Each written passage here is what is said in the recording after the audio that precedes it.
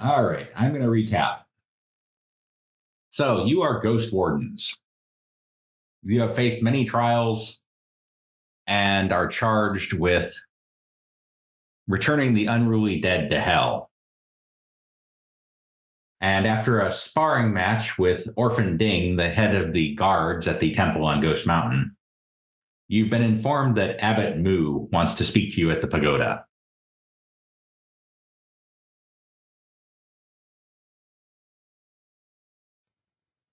Off you go. Off you go. And so, after a short walk through the gardens to the pagoda, you find Abbott Moo there. He is an elderly man dressed in orange robes with a shaven head. And he gestures for you to sit and asks the monk who brought you to pour tea.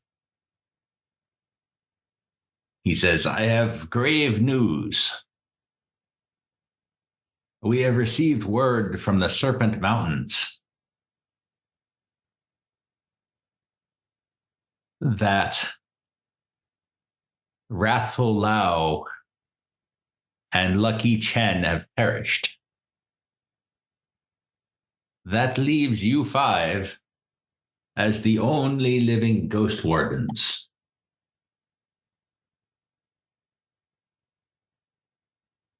So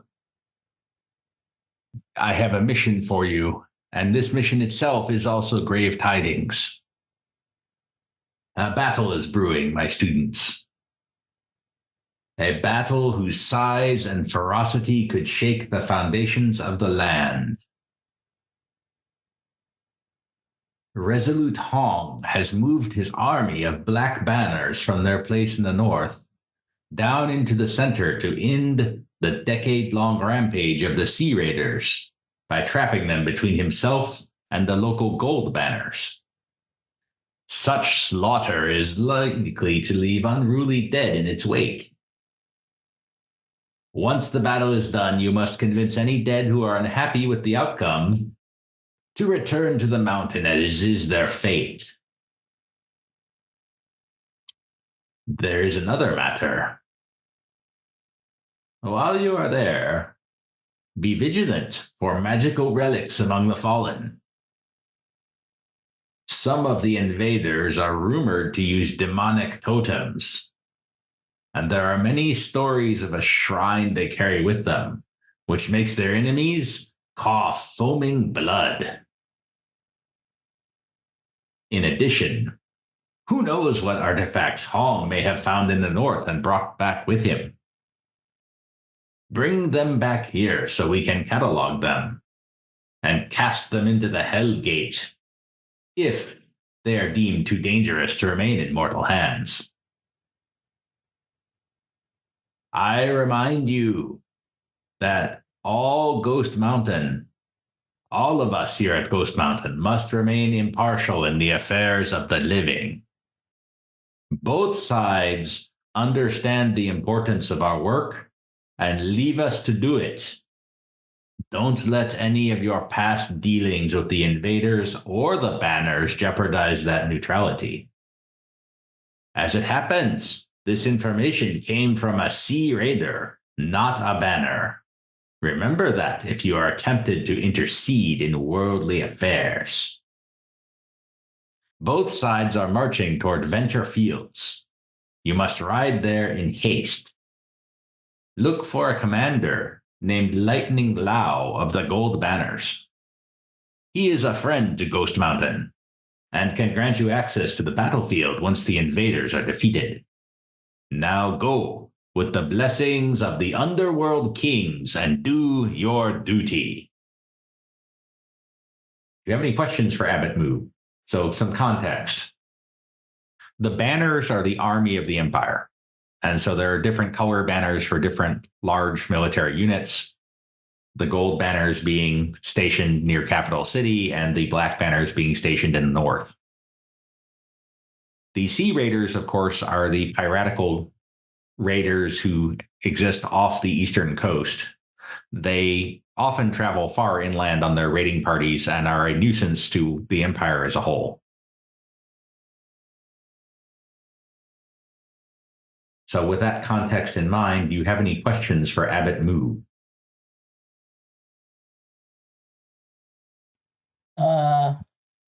So I think I got that, but could you just go over that whole thing again? Yes. So the forces of the Empire, the black banners of the north and the gold banners of the center, are converging to be the hammer and anvil that will crush a large force of sea raiders between them.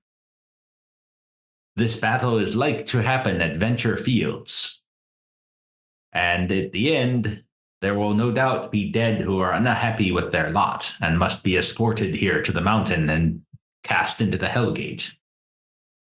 There may also be artifacts, demonic icons, magic implements, which may be too dangerous to stay in mortal hands and must also be brought here and cast into the Hellgate. It is your task as Ghost Warden to accomplish these things.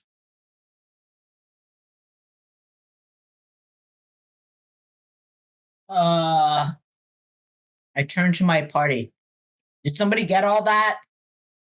Yeah, we have to get the artifacts. Okay, good. Okay. Great. That's worth a penny for knives. Thanks. Yeah, somebody's got it. We'll go. All right. So you're familiar with the terrain. Some of you are from further in towards the Empire. Most of you, in fact, are from somewhere to the east of Ghost Mountain. And it will take you a good 7 days to reach the battlefield. The temple will provide horses. You don't need to have riding skill to use a horse in this setting. Riding skill is if you try to do anything more interesting than riding along at a modest pace.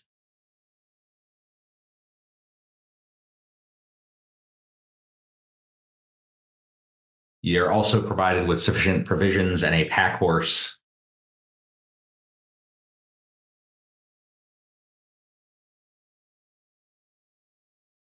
to make your travels there. Boating, not really an option. You're going from here to here. So there are other trips where boat travel might be a reasonable option, but you're at the edge of the desert now. Not a lot of options for traveling by boat.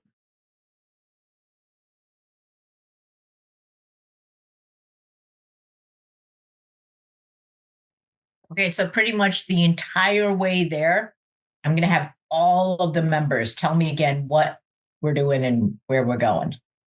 Got it. I'm going to sneak away kind of stealthily and avoid her. So you're basically hiding from, so Sneaky is hiding from Knives. Knives is constantly asking what's going on. Yep. Every once in a while, I'm going to just roll. It's a stressful trip. Yeah, you got nothing right now. Oh. With your clueless, you're going to have a really hard time spotting Sneaky. Oh, okay. So your first day's travel leaves you some distance west of the West Gate. And there's a small inn there where you can rest, water your horses, and hey, Brennan. So just to recap briefly, you've been sent to the scene of a battle between Imperial forces and the Sea Raiders. Your mission there, as you are the last 5 surviving Ghost Wardens, is to deal with any unruly dead who might arise from the casualties of the battle, and also to acquire any dangerous magical artifacts that might have been involved. So it's a 7-day trip, and you've just stopped at an inn for your first night after an uneventful journey through the fringes of the ruined desert. If you choose, one of you can get a Benny. If you choose to share a story from your past as you're dining in the tavern adjacent to the inn where you're staying. Would anyone like to share a story of their past? This will be an opportunity each night. My character would not share his story. Period. My character probably would. So I could give it a shot. Yeah, go for it. So we're there, we're in the tavern and we're drinking, and I have already had a couple. It's kind of loosened my tongue a little bit. And I raise my glass and I say, friends, would you join me in a toast to the most unworthy son of a bitch you're ever going to meet? My older brother. My old man thought he was just the cream of the crop. He just thought he was the best thing in the world. All because he was so boring, right? Anytime you show a little bit of spunk, a little bit of initiative, a little bit of creativity, you kind of stretch the rules a little bit to make good things happen for the people around you. What do they call you? They call you sneaky. They call you smarmy. They call you good for nothing, never going to amount to anything. And God damn it, that old man left everything to my older brother, cut me out completely. Well, you know what? I am going to be the most respectable. I'm going to be the most well accomplished. I'm going to be the highest society guy you're ever going to meet. I'm going to go back to my old hometown. I'm going to say, look, old man, I don't have a cut and you're high up. What? At this point, when my friends cut me off like that, I realize, all right, I'm talking too much, but let's just say one of these days I'm going to go back and I'm going to go ride in on a fine white horse. I'm going to rub my older brother's nose in it. I'm going to show him what a good for nothing can accomplish in this world. God damn it. Mumble off in drunken mutterings. All right. That's definitely worth a penny. I think I know most of the words he used, but I'm not sure what he said. I have something funny. Can I have him make a notice roll? Yeah, absolutely. Cheerful Fan, make a notice roll. Yeah, that sounds ominous. I'll give you a second to bring my character here.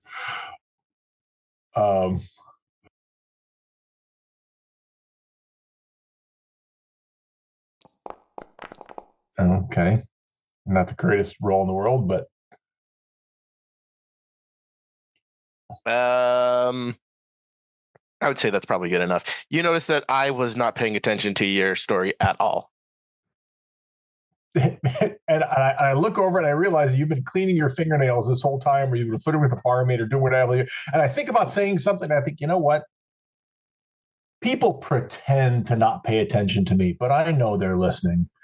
When I wear my special hat that gives me this air of debonair courage and grace, I'll tell you, the clothes make the man. You could pretend you weren't listening, but I know you were. I know you were. My guy just rolls his eyes.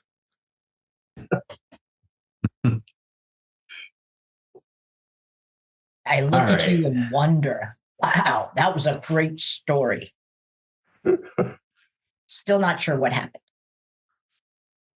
So your second day of travel, you ended at the West Gate, and the banners at the West Gate, recognizing you as Ghost Wardens, offer you hospitality in their fortress.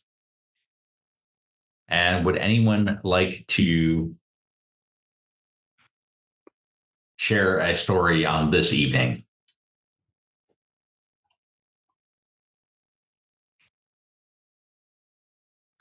This place looks so familiar. I think I was in a fight in a place like this once. I beat everybody. That's it. Do one of those little slow claps. Okay. I'm over here waiting for the punchline. I'm like, yeah, the banner captain says, "You seem quite large. I would imagine you are a formidable opponent. Seems very uncomfortable with the presence of an ox devil and a dog devil among his men." You're right. I'm a good fighter. Oh, we would be honored if you shared a sparring demonstration with one of our soldiers in the morning. Okay. Oh, that's probably not a good idea.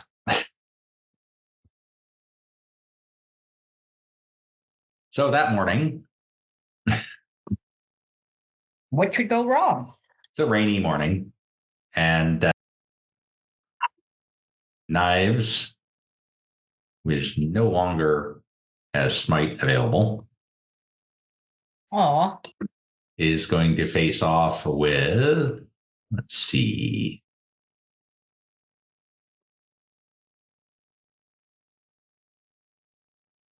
Can I just say that I like this rain effect? Thank you. With a banner captain in a short 3-round bout. And Knives draws a Joker. Ooh. You literally may have to do some mudslinging. Or mudslinging, rather. So you're going to close and use your Wavering Blade? Yeah. How friendly is this again? It's supposed to be non-lethal. Oh. Yeah, is this guy Not immortal? a bonk. Is he He's a alive? regular human, yes. Oh, he's a regular human? Yes. Oh. I mean, he's a Oh. skilled fighter, but he's a regular human. Hmm. Well, we'll give it a shot. Oh, God. Okay. I think I hit him. You did hit him, although only regular damage on both of those. Aw. Okay. His parry is quite high. Oh, That damage is terrible. is it for 2 hits? Do I roll twice? Yes, you do roll twice. Okay. That first one was horrible. And the second one's not much better. All right. We're betting that one. Okay, that, on the other hand, Little bit. gets, let's see, with the armor piercing, that would shake and wound him. And he says, yeah, so you've drawn blood, and he says, indeed, your sword skill is without peer. I am honored to have fought you, Ox Devil, and bows. Okay. Because his mama didn't raise no fools. Yeah. Isn't Yep. it? All right, returning to the map. So on your third day, you start to enter more settled territory a little bit. There's farms here and there, and you stop at a small town with an inn. Would anyone care to share a story on your third day of travel? Ooh. So, there was a time in my youth as I was discovering how to hurl bolts and punch things. And I realized I got so frustrated with the ranged archery things and stringing the bow, and I decided I can still hit objects. So as I tried to string the bow and it was too heavy, I tossed it aside and just hurled like that and got, a couple 9s and 8s, one bullseye. And that seemed to have worked. The master picked me up and punched me across the face and then threw me into the wall and said, don't ever do that again. I said, why? It's faster. To this day, I still use this technique and have no regrets. Pounds like that.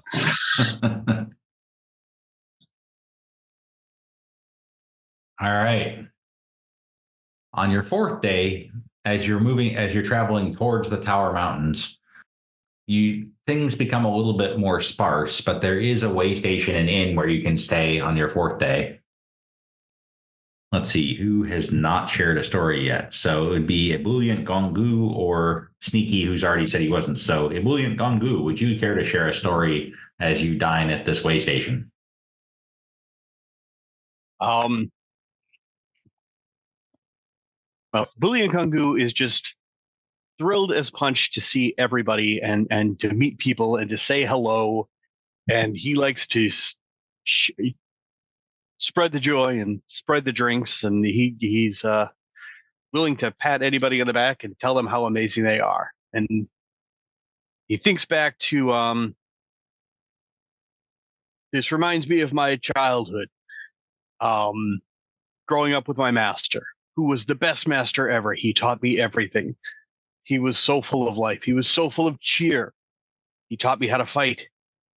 He taught me that life was worth living and how to seize every precious moment I could and to just enjoy being where I am right now with all of you good people going on a quest for glorious battle. All right. I look around and I say, I think I've been in a place that looks like this before too. And I think I had a fight. And I think I won. That's it. I have spoken. This I looked down. might be a my cup. recurring story, though. I looked down in my cup and I muttered to myself, "What am I doing with these people?" I'm enjoying this character, I must say. I try to ignore all of them. So on the 5th day, there's a heat snap, and the few creeks you see and ponds you see are dry and barren. And this is unexpected. It's been raining the past couple of days, so you are short of water on this trip. So I would like you all to make vigor rolls. Vigor? Yes, as you fight, Wow. to Okay. fight off the effects of thirst. Yes. Aren't we undead? No. Ouch. Ouch. Wow. The ox is thirsty. Hey, do you guys have any water? On my way. So those of you who did not get a 4 are going to take a level of fatigue for the day.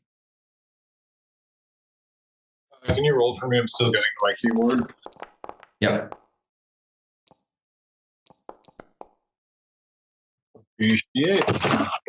This heat is wonderfully refreshing. Hey, Ebullient, do you have any water? Bolt Fist, Ebullient, and Sneaky are fine, but Cheerful and Knives take some fatigue. But fortunately, you find in a village and an inn at the end of the day that does have a well that has water in it. So you manage to rehydrate overnight. And on the 6th day, you cross the river here and find a substantial river trading town where people don't look quite as askance at an ox devil and a dog devil as they typically have. But of course, your white hair marks you out as Ghost Wardens, and there's a certain degree of awe that you're not really accustomed to, having only recently ascended to this rank and acquired that mark of distinction. You're not used to people looking at you as though you might be undead or as though you are something from another world. But you definitely get that sense of being a little bit outside of the world as you're passing through this town. And the following day, you start to encounter encampments of the Gold Banner Army. So if you recall, or won't recall, for those of you who weren't here for the briefing, you were asked to look for a commander of the Gold Banners named Lightning Lao, who is a friend to Ghost Mountain.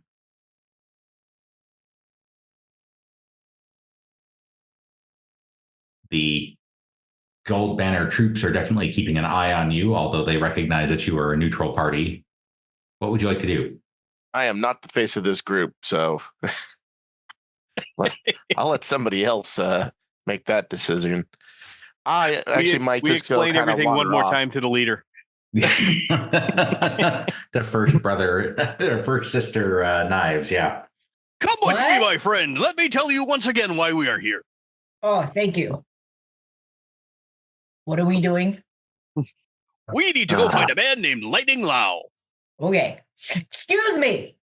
Are you Lightning Lao? I'm looking for him. Oh, greetings, Ghost Warden. You're quite large.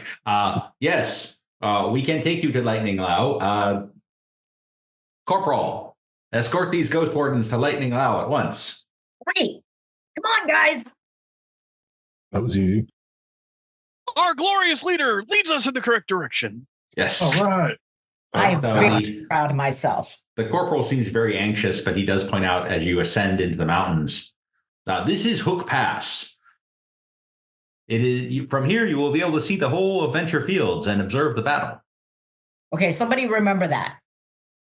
Hook pass. Hook pass. Got it. And so you approach what appears to be a command camp, and you see a man of middling height,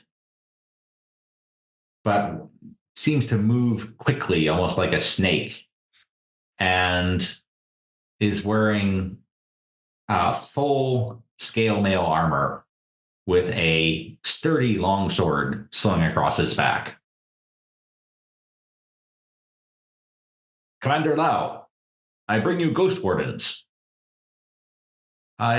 Ghost Wardens. Greetings. The gold banners welcome you. Thank you.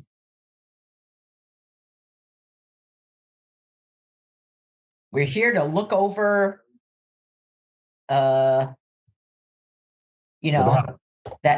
field. Of course. I understand. It is likely there will be a grievous slaughter tomorrow, and no doubt you will be called upon to follow your vocation. But tomorrow, Ghost Wardens, will be a glorious day. We'll break the yoke of these invaders and send them all home or to the mountain. You can see, look, as the sun starts to set, all those fires. Those are their main camps of the Sea Raiders. Look how many there are. Thousands of them. But with Resolute Hong here from the north and us in the south, we have them by better than 2-1. You there, Ox Devil. I bet you wish you could be down there fighting with the rest. I know I do. But me and my men must guard the pass to make sure none of these invaders escape as the noose tightens around them. By tomorrow night, my work should be done. And yours, just getting started. Long. Find a tent for these good people. You will join me here in the morning to observe the battle. So one of the banner captains joins you and escorts you to a tent, and shortly thereafter, a private brings you what are, for army rations, reasonably good ones to dine upon. And then in the morning, you awake to the sound of beating drums.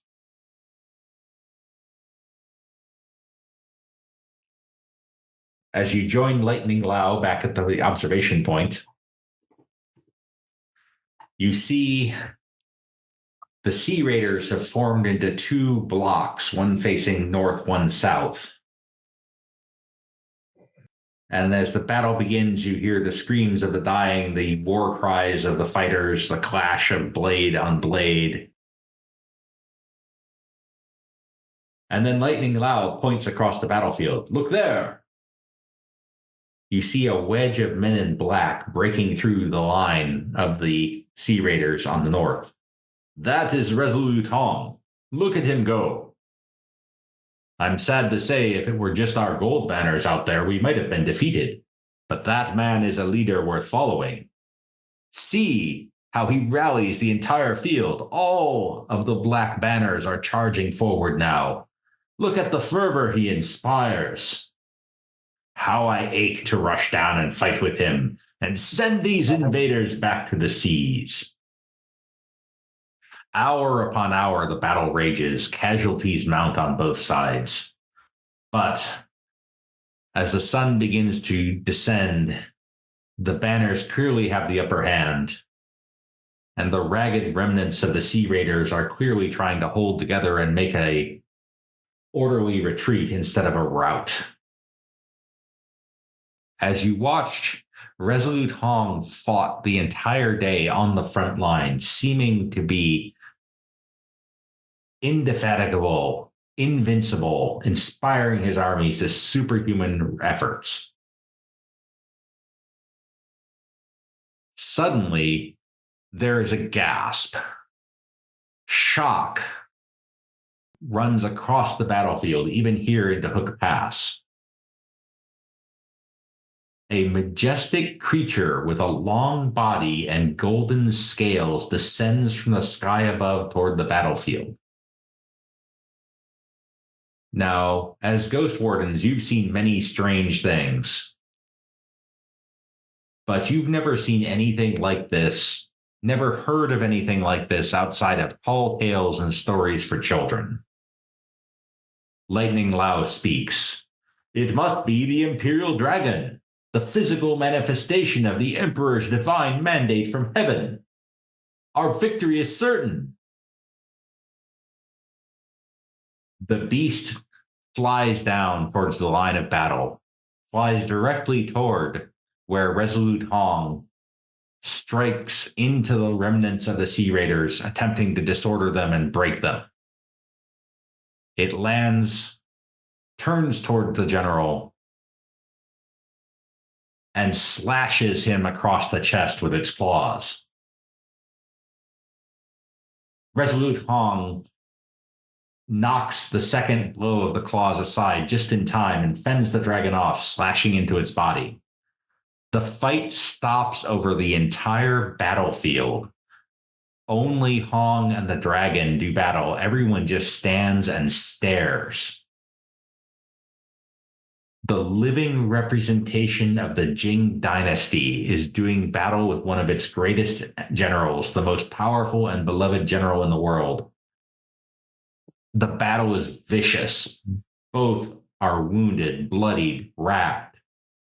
The dragon makes a final lunge at Hong, but he dodges and disembowels it with the last of his strength. And then the last of his blood leaves his body, his corpse still standing even after the life ebbs out of him. Whoa. Well, I, for one, did not see that coming. Then he slowly collapses and the black banners rout.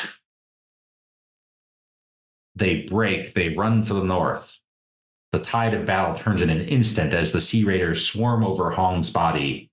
Hundreds of men are slaughtered in panic flight. And then the ghost of the dragon rises up into the sky, flailing in rage, and screams, "Betrayal! Injustice! Rebellion!" Instantly, clouds fill the sky. Thunder crashes, lightning strikes, miserable, bitter rain begins to fall as far as the eye can see. Dark vapors, to your eyes likely demons, emerge from the battlefield to swirl around the dragon's ghost in a macabre dance. The dragon screams defiance, and whenever it nears the ground, it slaughters everyone and everything nearby until it lifts into the sky again. And then it begins to move west towards its destiny at the Hellgate in Ghost Mountain. But seeing the destruction that it wreaks, you wonder what the fate of the temple will be when this massive, deadly dragon ghost arrives. Lightning Lao turns to you. He is as pale as a sheet. A tear rolls from one eye.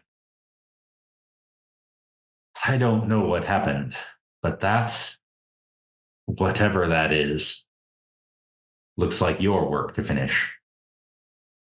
If any survivors of the Black Banners make their way to the pass, my men and I will cover their retreat. If the invaders come, we will do our duty to the end. You should not be here for that. I doubt truces and the peace of Ghost Wardens mean as much with all the blood that is spilled today. He draws his sword, staring grimly down the pass to where refugees or enemies may appear. Good luck to you, Ghost Wardens. What do you do? What just happened? Whoa.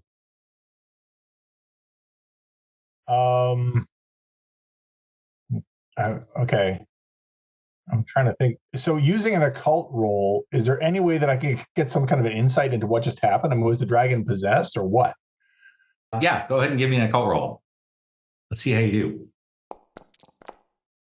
Oh, pretty good. Very good. Okay, so with an 11, you've got you have a couple of theories. It is very, very disturbing, first, that the symbol of the Empire attacked the most beloved and powerful general in the Empire. That's messed up. And it kind of makes you wonder if there was something that people didn't know about Resolute Hong, that this manifestation of the Empire attacked him. Second, it's pretty clear to you that the dragon is making its way towards Hellgate, and that it is so filled with rage as an unquiet dead that it's probably going to destroy everything in its path. So that trip you just took, that dragon is headed that way. Third, as you are Ghost Wardens, you think that it might be wary of you. So you might be able to kind of keep it off the ground if you stay close to it.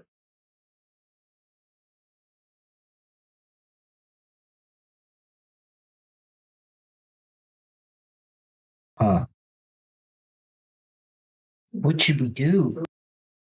This looks serious.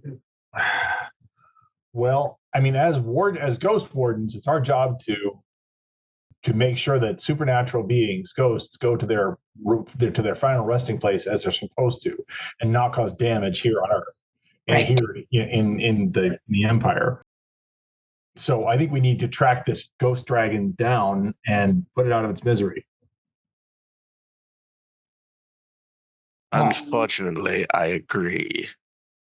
That is reasonable and prudent. Okay, let's go. All right. So you start to head back the way you came, heading down out of Hook Pass and west as you see the dragon swoop down and basically annihilate a camp of gold banners before flying back up again. As you descend, you encounter a column of sea raiders moving up. They're coming out, they're on the same path that you are and headed toward Lightning Lao's position. A couple of them ready crossbows and level their halberds at you. But the one in the lead says,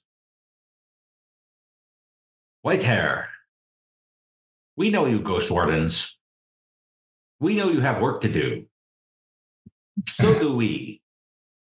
Let us pass one another and see it done." And so he asks his men to open ranks, leaving a path for you to move through them and pass through unharmed. But you also know that Lightning Lao is not expecting an attack from this direction. So there's a good chance that he will be surprised, and these sea raiders will succeed in ambushing him and killing his men. What do you do? So a little clarification on the role of us as Ghost Wardens. Is our responsibility to the peace and prosperity of the Empire confined solely to the supernatural elements, or do we have like sort of a general law enforcement kind of a function? Well, as Abbott Moo reminded you back at the temple, No interference. No interference with the living. Ghost Wardens I believe our job is to let the living do what the living do and attend to the dead. Exactly. Ghost Wardens are neutral in the affairs of the living. Yeah. Well, that informs our decision making here then. If we are meant to see Lightning Lao again as a living or a dead person, we will. All righty. All right, so you Not pass the through odd the Sea place. Raiders, and they reform and move quietly but quickly forward to ambush Lightning Lao.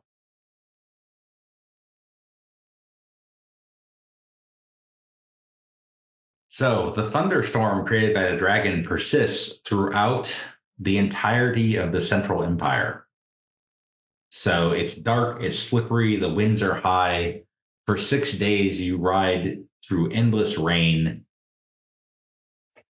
More often than not, you can keep the dragon in the air and from destroying things in its path, but there are many casualties and much destruction as you go. There's nothing we can do to get in front of him or to get his attention or... You have his attention, because anytime you come close, he flies up in the air again. But there's not much you can do to keep him from occasionally landing, because he is faster than you are. Not by much, but he is faster. Can we shoot it? Generating unquiet dead that we have to worry about? Well, this is the most important unquiet dead you're going to be dealing with, so... Fair enough. As you travel, you also see here and there the signs of demons emerging from the shadows, watching from afar.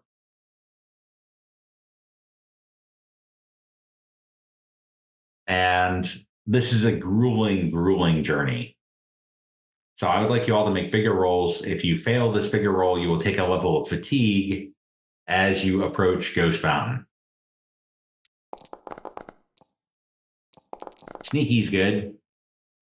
Cheerful's good.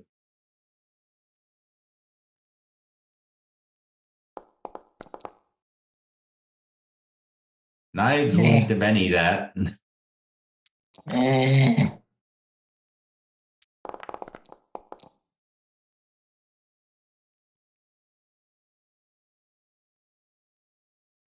That's better. And Ebullient would also need to Benny if you want to avoid the level of fatigue.